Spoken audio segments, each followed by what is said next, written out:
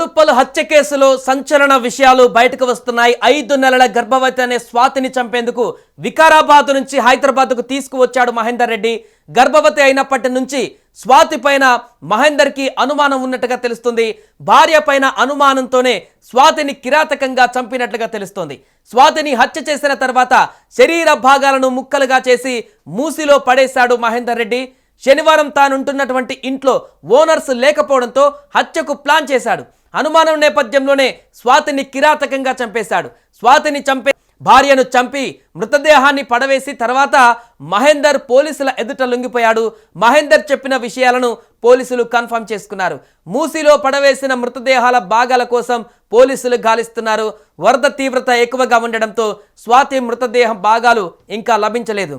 భార్యపై అనుమానం, కుటుంబ కలహాల నేపథ్యంలో స్వాతిని మహేందర్ హత్య చేశాడు. భార్యను హత్య చేసేందుకు ముందుగానే యాక్సా బ్లేడ్ కొనుగోలు చేశాడు. భార్య స్వాతిని గొంతు పిసికి హత్య చేశాడు. భార్యను హత్య చేసిన అనంతరం మహేందర్ మద్యం సేవించాడు. మద్యం మత్తులో యాక్సా బ్లేడ్తో భార్య మృతదేహాన్ని ముక్కలుగా కోశాడు. 2 చేతులు ఒక సంచిలో, కాళ్ళు, తలని మరొక సంచిలో వేసి మూట కట్టాడు. 2 మూటల్ని తీసుకువెళ్లి పర్వతాపూర్ మూసిలో పడవేశాడు. మృతదేహాల మూటలను పడవేసిన తర్వాత మహేందర్ తన బావకు ఫోన్ చేసి చెప్పాడు. బావ సూచన మేరకు పోలీస్ స్టేషన్లో లొంగిపోయాడు. ఇక విచారణలో స్వాతి కాళ్ళు, చేతులు, తల వేరు చేసి మూసీలో వేసినట్లుగా మహేందర్ రెడ్డి చెప్పడంతో వాటి కోసం పోలీసులు గాలింపు చర్యలు చేపట్టారు. ఛాతీ, పొట్ట భాగాన్ని మాత్రమే స్వాధీనం చేసుకున్నారు. ఘటనపైన పోలీసులు కేసు నమోదు చేసుకుని స్వాతి హత్యకు గల కారణాలపైన దర్యాప్తు చేస్తున్నారు. భార్యపై అనుమానంతోనే హత్యకు పాల్పడినట్లుగా అనుమానిస్తున్నారు.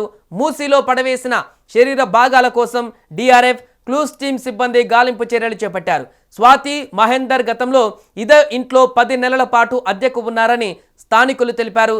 తిరిగి 25 రోజుల క్రితమే మళ్ళీ ఇక్కడికి వచ్చారని వెల్లడించారు. కేవలం స్వాతిని హత్య చేసేందుకే ఇక్కడికి మకాం మార్చాడని కూడా అనుమానిస్తున్నారు.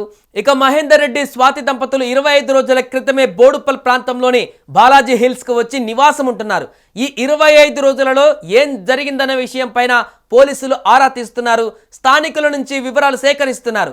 మరొక వైపు స్వాతి తల్లి కన్నీరు మున్నీరవుతున్నారు. మహేందర్ రెడ్డి నా కూతుర్ని మాయ చేసి ఎత్తుకు వెళ్ళాడని ఆరోపిస్తుంది. డిగ్రీ చదువుతున్న నా కూతురికి మాయ మాటలు చెప్పి ప్రేమలో పడేశాడని చెప్పింది. మహేందర్ మాయలో పడి నా కూతురు ఇంటి నుంచి వెళ్ళిపోయింది. ప్రేమ వివాహం వద్దని చెప్పి మేం వారించాం. కానీ మా మాట వినకుండా మహేందర్ను పెళ్లి చేసుకుంది. కొన్ని రోజులుగా నా కూతుర్ని చిత్రహింసలు పెడుతున్నారని స్వాతి తల్లి చెప్పింది. స్వాతి అత్తమామలు మహేందర్ కలిసి నా కూతుర్ని చంపేశారంటూ స్వాతి తల్లి కన్నీరు మున్నీరయ్యింది.